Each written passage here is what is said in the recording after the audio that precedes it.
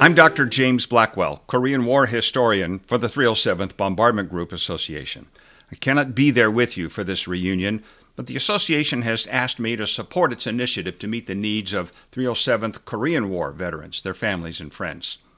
So here's an introduction to the Long Rangers in the Korean War. Now, the conventional wisdom about the B-29 in the Korean War is wrong.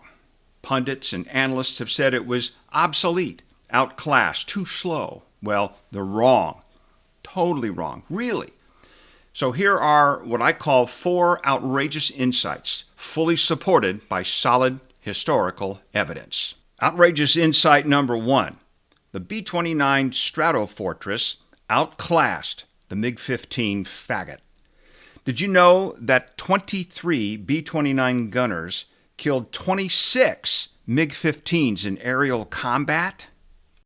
The Soviet MiG-15 was codenamed Faggot by NATO when it first appeared in the air in a Moscow parade. In their first combat experience, MiG-15s shot down only 16 B-29s over North Korea. Now, every loss of life in combat is tragic, but 26 to 16 is a winning record, and the 307th was in the thick of those air battles. They lost a total of 7 B-29s to MiG-15s over North Korea, but they never gave in to fear. Official records credit B-29 gunners with 26 MiG-15 kills. 3 of those gunners shot down 2 MiGs each, and 1 B-29, Command Decision, was an aircraft ace. It shot down 5 MiG-15s with different combat crews. That's the post-war record of officially credited enemy aircraft destruction.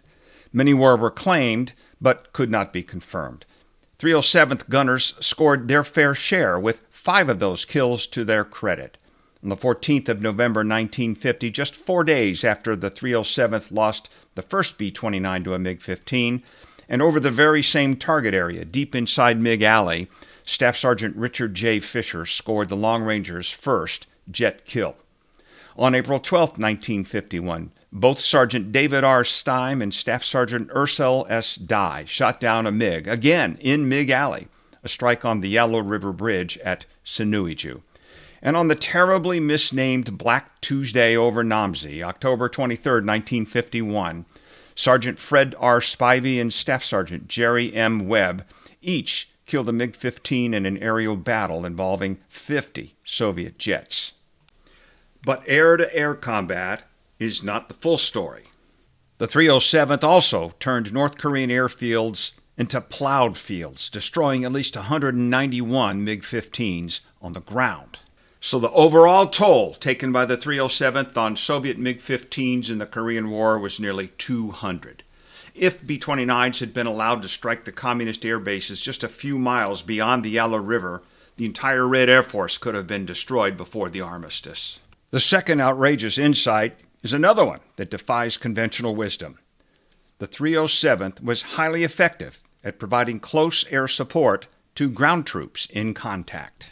Now, the B-29 was not designed to provide close air support, but in the Korean War, there was never enough air power to meet the needs of ground troops for ordnance from the sky.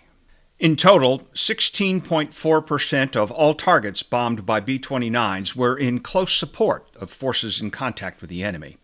The 307th committed at least 1 bomber, and usually more, to providing ground troops with fire support from the sky on just about every one of their 573 combat missions from August 8, 1950 through July 27, 1953. Now, there was a particularly powerful advantage for ground troops receiving control of a B-29 strike. 1 bomber could drop 20,000 pounds of bombs in less than a minute. It would take 6-gun battery of 155mm howitzers over 8 hours, firing typical 100-pound projectiles at its maximum rate of 40 rounds per hour per gun, for the battery to deliver the same amount of firepower. And of course, that would burn out the gun tubes before the end of the mission. On the night of 26 April 1951, to the east, near Inji, attacking Chinese drove a South Korean 3 Corps infantry unit off the hill it had occupied. They called U.S. 10th Corps air controllers for support, who directed a B-29 to the location in a nighttime radar-directed X-ray mission. The next morning, the South Koreans recaptured the hill and counted 800 bodies of communist troops killed by the B-29. And in what must have been the understatement of the war, 10th Corps intelligence said, "Prisoners of war that we are taking are really complaining about night bombing. We think the night efforts we have been receiving have done a great deal to discourage the enemy." The third insight is a little complicated because it has to do with beating the enemy in the deadly mind games involved in war. Outrageous insight number 3. The 307th's tactics, techniques, and procedures were more agile than the communists.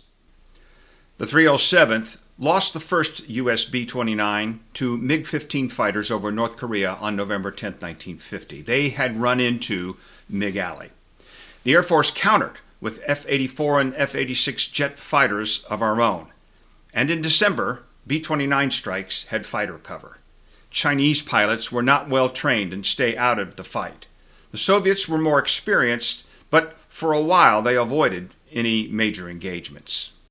But April and October 1951 were tragic months for the 307th. The Communists now employed massive swarms of MiGs to overwhelm a 9 or 12 ship strike, flying in daylight formation on a visual precision bomb run.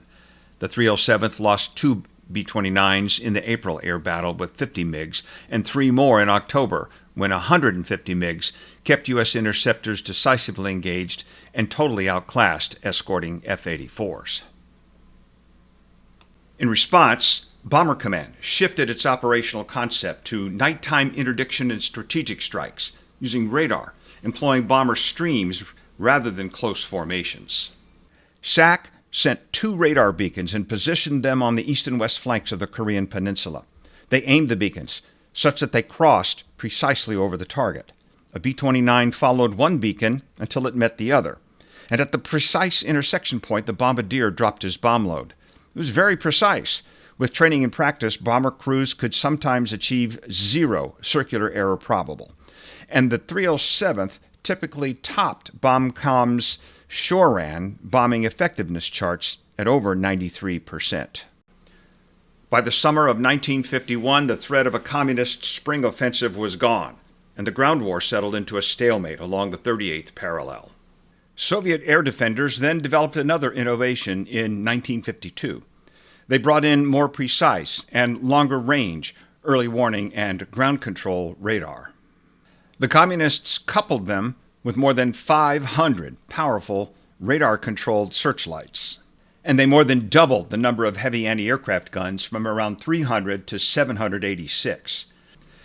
They now had a couple hours' notice to guess what the target would be for an inbound B-29 strike. And if they guessed right, they could concentrate their mobile flak and searchlight batteries to that target and direct their MiG-15s to within 500 meters of an individual American bomber.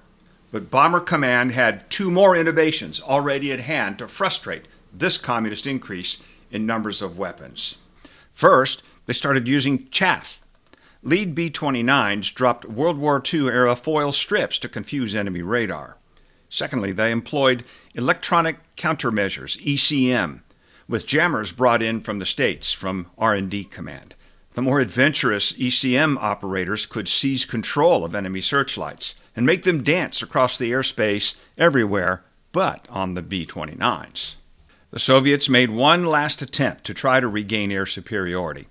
For several months in late 1952, they trained their top pilots to become MiG-15 night fighters. Radar would track the B-29s and guide searchlights to scan the night skies, hoping for a reflection of the underside or of the vertical stabilizer. Nearby MiG-15 night fighters would hope to get a visual fix and then close on the B-29 without direction from ground controllers. Bomber Command was on top of this development. They had already countered by painting B-29 undersides black. They also exploited their growing expertise in radar bombing. With greater lateral spread, tighter vertical separation, and multiple opposing initial point-to-target approaches, The 307th could get up to 12 bombers over the target in just 1 minute. The 307th lost only one more B-29 to Soviet night fighters, but that was when an unexpected contrails on a moonlit night in January 1953 gave just enough time for searchlights to find it and MiGs to shoot down the B-29. The 307th stayed inside the communist observation, orientation, decision, action loop in the Korean War. It was a high-performing learning organization. The fourth insight for our presentation today is truly outrageous in this day and age. Outrageous insight number 4. There are no atheists on a B-29 combat mission. This is my adaptation of the well-publicized aphorism, there are no atheists in foxholes. You certainly see this reflected in memoirs and oral histories from the 307th Airmen of Jewish, Catholic, and Protestant faiths. You even see it in POW testimony of Islamic prisoners among Turkish UN soldiers. So in this closing insight, I want to focus on the command influence on faith exerted by the 307th commanders and staff. It's recorded unapologetically in the unit histories without reservation. Faith is treated as a leadership responsibility, equally important as training and discipline. At the conclusion of every mission briefing, wing chaplains provided blessings and prayers for the men about to go forth into battle. And on the flight line, a chaplain visited each crew before they launched their sortie. Attendance was voluntary and virtually maximum. Using rotating chaplains from other units, all faiths had their own service, including Latter-day Saints and Christian Scientists. Each airman's survival kit included a cloth sheet, a pointy talkie, that provided key phrases they might need once on the ground in English and in phonetic Korean. 2 such phrases were, "I am a Christian," and "Are you a Christian?" Chaplains labored tirelessly to provide encouragement and prayers for each departing crew on every mission. Squadrons had a weekly Bible or scripture study led by their own airmen. And back at MacDill, the 307th Wing Chaplain reported chapel attendance had doubled since the deployment began in July 1950. Despite communist purges and persecution, there was an extensive underground church in North Korea, remnants of the early 20th century explosive growth of indigenous churches across and up and down the peninsula. And many U.S. prisoners of war told of acts of kindness, support, and assistance from these brave souls in their escape attempts. In one of his escape attempts, the 307th's Major David McGee, radar operator on the first B-29 shot down by a MiG, met a Korean woman working in the POW camp at Sambakol Valley, who privately confessed to him that she was a Christian. Risking her life, she gave him some dried fish and brown sugar candy. It rejuvenated McGee, who had thus far subsisted on a few hundred grams a day of indigestible cracked corn. On another occasion, F-80 pilot Lieutenant James Kaiser heard a North Korean woman humming the tune to Jesus Loves Me. Later that night, she sneaked in to give him some water and hand-fed him fried mush cakes. Commanders had no hesitation at inspiring their men to rely on their faith in the power of God to sustain them for the risks they faced. The mission criticality of faith was clearly articulated by Kadena Base Commander Colonel G.A. McHenry in his message to the troops for Christmas 1950, printed on the facing page of the menu handed to every airman. Quote, "The problem of world domination that faces us today is not only one of politics, but also one of religion. The enemies of our democratic way of life know that to conquer the free world physically, they must conquer it spiritually. In the coming year, we must renew our faith and work harder toward retaining that freedom we all hold so dear." End quote. The Air Force recognized that the fight against communism in Korea was as much about combating the false and evil religion of communism as it was about defeating the communists in the air over North Korea. So forget about what the historians, analysts, pundits, and so-called experts have said about the B-29 and the airmen of the so-called forgotten war. Looking at the Korean War from the individual airmen's perspectives across the 36 months of deadly aerial warfare, the 307th's record in the Korean War is extraordinary. Their crews flew 6,052 combat sorties on 573 missions, with a 96.7% overall bombing effectiveness rate. Their support crews kept aircraft availability consistently at 70 to 80% on a supposedly obsolete aircraft. The testimony of their service is heroic. The airmen of the 307th suffered losses but never quit. They gave no counsel to fear. They became a seasoned combat outfit, eager to fly into the danger zone.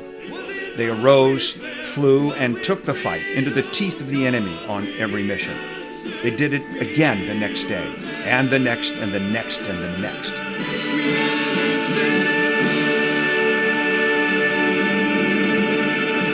Beginning with this reunion, the 307th Bombardment Group Association is reaching out to our Korean War veterans, their families, and friends to share their contributions to the defense of freedom. For us, it will never be a forgotten war.